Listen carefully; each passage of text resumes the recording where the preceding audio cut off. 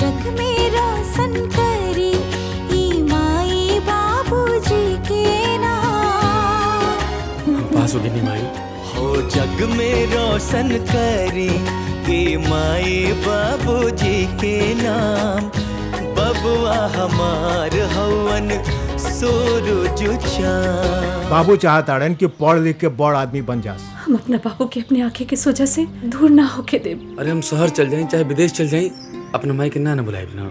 जैसे छुट्टी मिली सीधे घर आई है बेटा। केहू ना बाटे केहू के। एक बेटा चल गए तो का भाई राउत 3 बेटा बाड़न ना। केहू ना बाटे केहू के सब लोग अकेला बा। केहू ना बाटे केहू के सब लोग अकेला बा। आपन अनकर सब कर झूठों के झमेला बा। झमेला बा, झमेला बा।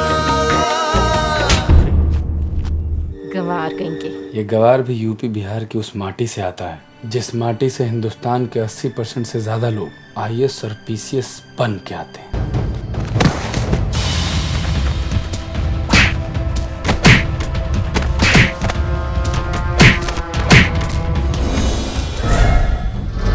ई कैसन जादू कई दिले बड़ा हमार सुख चैन कुल छिन गइल बा। गुलजार हो गए अजब खुमार हो गए सजना हरे सजना सजना बुझाता हमरा प्यार हो गए।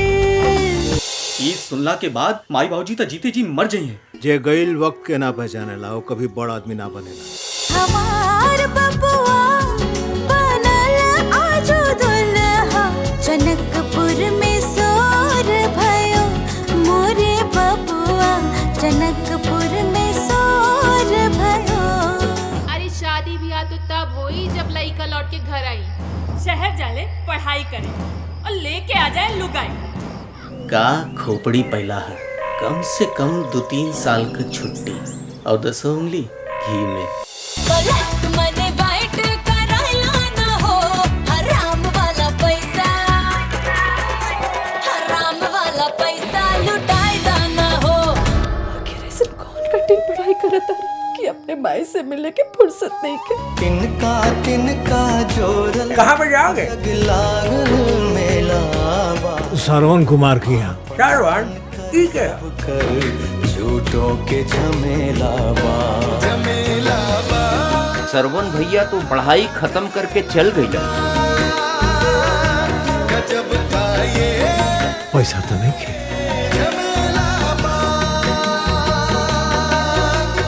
का नाम है इंजीनियर साहब की? SK सिंह साहब यहाँ के इंजीनियर हैं। श्रवण कुमार सिंह की जगह SK सिंह रख के देखी। जब श्रवण पढ़ आदमी बन जाए तो हमनी के देख के लोग का कही भाई कि हाय देखा श्रवण के माई बाबूजी लोग जाता। ये लोग हमारी पुश्तैनी नौकर हैं। नौकरानी हो, नौकरानी हो तू। कर दिन कैसन कब आई केहू न जाने ये बाबू।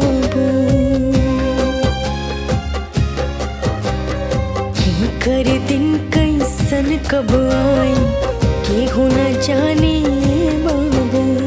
सब ही नचावत राम गोसाई। अगर हमरा माई बाबूजी के कुछ भइल तो हम भूल जाई कि अग्नि के सामने हम तारा साथी 7 फेरा ले ले ही नचावत राम गोसाई केहू न जाने ए बाबू।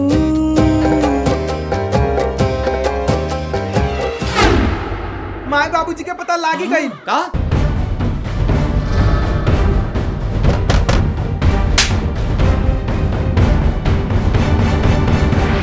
बाबूजी के खातिर केहू के छोड़ल जा सकला, लेकिन केहू खातिर माई बाबूजी के ना।